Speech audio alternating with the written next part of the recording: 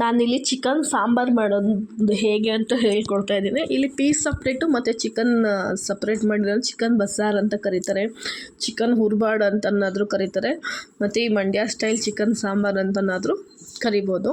ನಾನಿಲ್ಲಿ ಯಾವುದೇ ರೀತಿ ಹೊರಗಡೆ ಚಿಕನ್ ಮಸಾಲ ಆ ಥರ ಎಲ್ಲ ಯೂಸ್ ಮಾಡಿಲ್ಲ, ಮನೆಯಲ್ಲೇ ಮಾಡ್ಕೊಂಡಿದ್ದೀನಿ ಮಸಾಲೆ ಎಲ್ಲ. ಒಂದ್ಸಲಿ ನೋಡಿ ಹೇಗೆ ಮಾಡೋದು ಅಂತ ನಾನಿಲ್ಲಿ ತೋರಿಸ್ಕೊಡ್ತೀನಿ.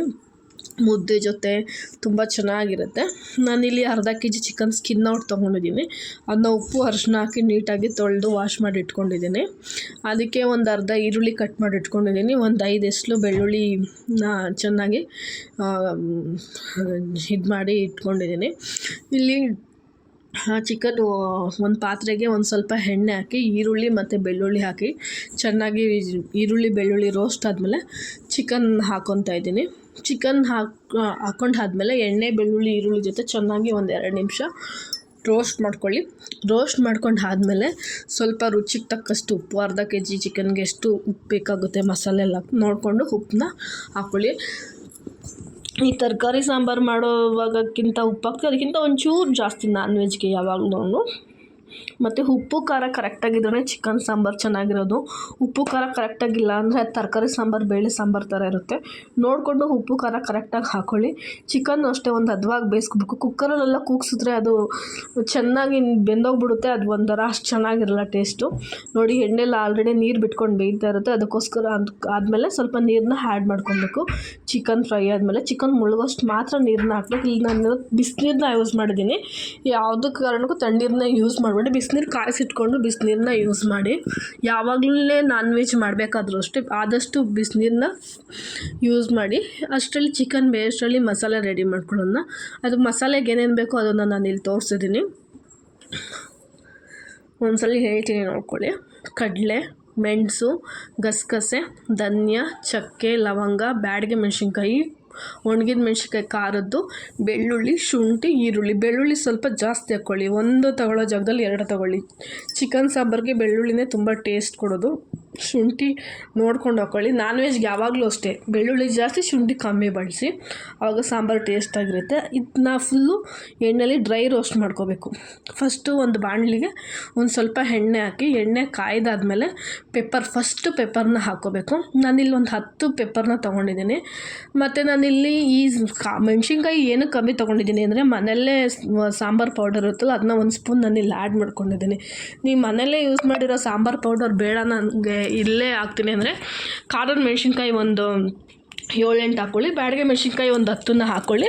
ಖಾರ ಕರೆಕ್ಟಾಗಿರುತ್ತೆ. ನಾನಿಲ್ಲಿ ಅರ್ಧ kg ಆಗೋಷ್ಟು ತೋರಿಸಿದ್ದೀನಿ. ಸೊ ಖಾರದ ಮೆಣಸಿನ್ಕಾಯಿ ಹಾಕ್ಕೊಂಡ್ರೆ ಖಾರ ಜಾಸ್ತಿ ಆಗುತ್ತೆ. ಕಲ್ಲರಿಗೆ ಬ್ಯಾಡಗೆ ಮೆಣಸಿನ್ಕಾಯಿ.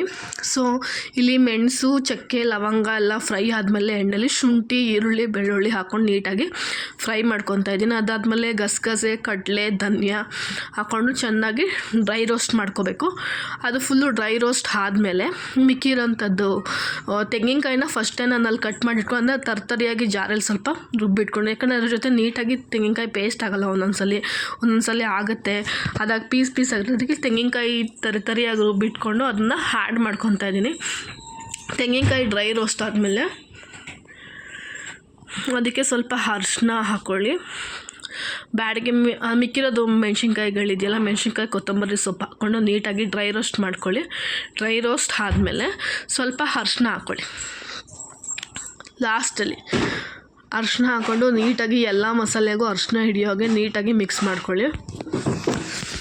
ಅರಿಶಿನ ಹಾಕೋದ್ರಿಂದ ತುಂಬ ಕಲರ್ ತುಂಬ ಚೆನ್ನಾಗೇ ಬರುತ್ತೆ ಚಿಕನ್ ಸಾಂಬಾರಿಗೆ. ಬ್ಯಾಡಗೆ ಮೆಣಸಿನ್ಕಾಯಿ, ಅರಿಶಿನ ಎಲ್ಲ ಹಾಕಿದ್ರೆ ಸಾಂಬಾರು ಕಲರು ತುಂಬ ಚೆನ್ನಾಗಿರುತ್ತೆ. ಸಾಂಬಾರು ಕೂಡ ಅಷ್ಟೇ ತುಂಬ ಟೇಸ್ಟಿಯಾಗಿರುತ್ತೆ.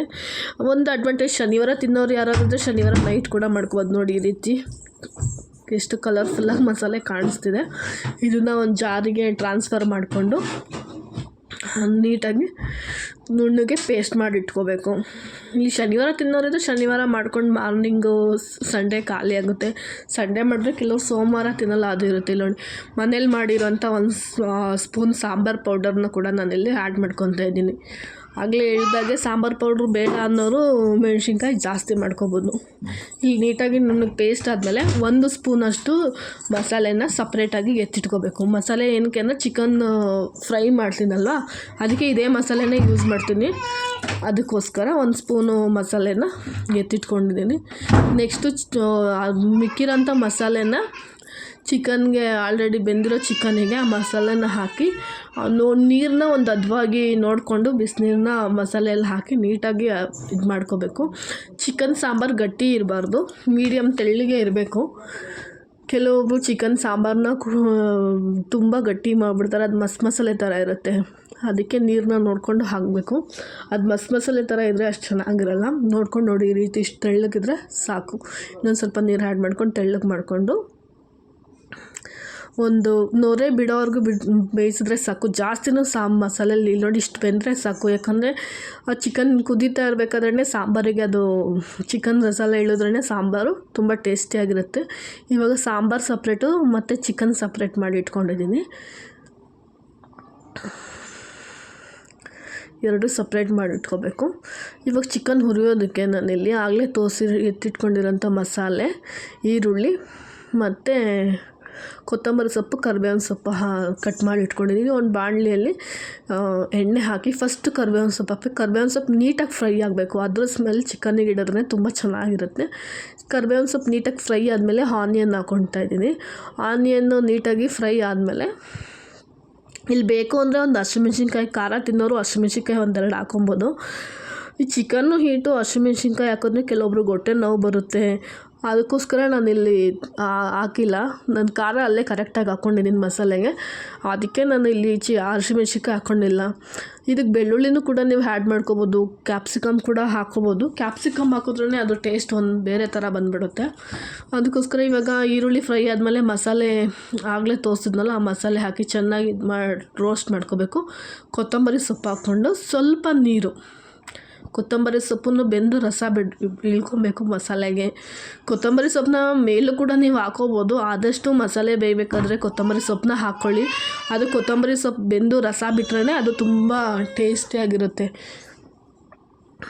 ಈ ಮಸಾಲೆಗೆ ಸ್ವಲ್ಪ ಅಳತೆಗೆ ತಕ್ಕಷ್ಟು ಒಂದು ಅಳತೆ ಅಂದರೆ ಜಾಸ್ತಿ ನೀರು ಹಾಕ್ಕೊಂಬೇಡಿ, ಸ್ವಲ್ಪ ಹಾಕ್ಕೊಳ್ಳಿ ನೀರು.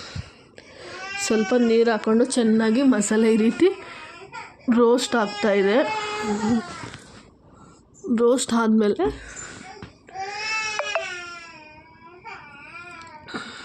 ಇವಾಗ ಆಲ್ರೆಡಿ ಎತ್ತಿಟ್ಕೊಂಡಿರೋಂಥ ಚಿಕನ್ನ ಹಾಕೋದು. ಈ ಮಸಾಲೆಗೆ ನಾವು ಬೇಕು ಅಂದರೆ ಸ್ವಲ್ಪ ಉಪ್ಪನ್ನ ಆ್ಯಡ್ ಮಾಡ್ಕೊಬೋದು. ನಾನು ಅಲ್ಲೇ ಉಪ್ಪನ್ನ ಕರೆಕ್ಟಾಗಿ ಹಾಕ್ಕೊಂಡಿರೋದ್ರಿಂದ ಇಲ್ಲಿ ಉಪ್ಪನ್ನ ಯಾವುದೇ ರೀತಿ ಹಾಕ್ಕೊಂಡಿಲ್ಲ. ಒಂದು ಮಸಾಲೆ ಹಸಿ ವಾಸನೆ ಹೋಗೋವರೆಗೂ ಚೆನ್ನಾಗಿ ಹುರ್ಕೊಂಡು ಒಂದು ಸ್ವಲ್ಪ ಎಣ್ಣೆಲೆ ಫ್ರೈ ಮಾಡ್ಕೋಬೇಕು. ಇವಾಗ ಆಲ್ರೆಡಿ ಸಪ್ರೇಟ್ ಎತ್ತಿಟ್ಕೊಂಡಿರೋಂಥ ಚಿಕನ್ನ ಈ ಮಸಾಲೆಗೆ ಚಿಕನ್ನ ಸೇರಿಸ್ಬೇಕು. ಚೆನ್ನಾಗಿ 1-2 ನಿಮಿಷ ಮಸಾಲೆ ಚಿಕನ್ ಎಲ್ಲ ಹಿಡಿಯೋ ಹಾಗೆ ಚೆನ್ನಾಗಿ ಹುರ್ಕೊಬೇಕು. ಹುರ್ಕೊಂಡು 1-2 ನಿಮಿಷ ಬಿಟ್ಟರೆ ಚೆನ್ನಾಗಿ ಲಿಡ್ ಕ್ಲೋಸ್ ಮಾಡಿ, ಇಲ್ಲಾಂದರೆ ಹಾಗೇ ಆಗಲಿ ಚೆನ್ನಾಗಿ ಫ್ರೈ ಮಾಡ್ಕೋಬೇಕು. ಯಾಕಂದರೆ ಈ ಚಿಕನ್ನಿಗೆ ಆ ಮಸಾಲೆ ಹುರಿದಿರೋದನ್ನೆಲ್ಲ ನೀಟಾಗಿ ಇಡಬೇಕು. ನೋಡಿ ಈ ರೀತಿ ಚೆನ್ನಾಗಿ ಮಾಡಿದ್ರೆ ತುಂಬ ಚೆನ್ನಾಗಿರುತ್ತೆ. ಈ ಡಾಬಾ ಸ್ಟೈಲೆಲ್ಲ ಚಿಕನ್ ಹುರ್ಬಾಡು, ಸಿಸ್ಲಿಂಗ್ ಚಿಕನ್ ಅಂತೆಲ್ಲ ಕೊಡ್ತಾರೆ. ಇದಕ್ಕೆ ಹಸಿಮೆಣ್ಸಿನ್ಕಾಯಿ ಎಲ್ಲ ಹಾಕಿ ಕೊಡ್ತಾರೆ. ಒಂದ್ಸಲ ಟ್ರೈ ಮಾಡಿ ಮನೇಲೆ, ತುಂಬ ಟೇಸ್ಟಿಯಾಗಿರುತ್ತೆ. ಅದ್ರ ಮುದ್ದೆ ಜೊತೆ ಅಂತೂ ಸಾಂಬಾರು ಸೂಪರ್ ಟೇಸ್ಟಿಯಾಗಿರುತ್ತೆ. ಮಕ್ಳುಗಳು ಕೂಡ ಅಷ್ಟೇ ತುಂಬ ಇಷ್ಟಪಟ್ಟು ತಿಂತಾರೆ.